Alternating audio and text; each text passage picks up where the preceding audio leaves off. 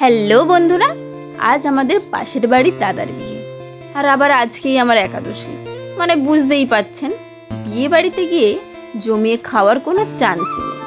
তবুও আমরা মেয়েরা কি শুধু খাওয়ার জন্য বিয়ে বাড়ি যাই? No no no no no, আমরা যাই সাজুগুজু করে ফটো তুলতে, পুরো ভাইবটা এনজয় করতে। তো আমি তো সুন্দর করে রেডি হয়ে চলে গেলাম বিয়ে বাড়ি।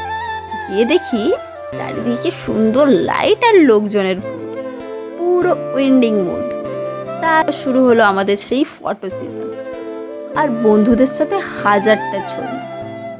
এদিকে খাবারের কাউন্টারে গিয়ে দেখি কত কিছু, কিন্তু দেখে মনটা একটু কাঁদছিল, মিথ্যে বলবো না। কিন্তু একাদশী বলে কিছুই খেলাম না।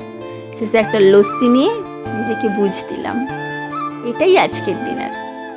খাওয়া দাওয়া না হলেও কিন্তু দারুণ এনজয় করলাম। শেষে দাদা বৌদিকে দেখে মনে হলো ভালোবাসার দিনগুলো এমনই সুন্দর হোক সবার।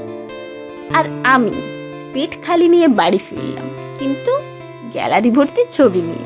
আজকের মতো এতটাই, টাটা।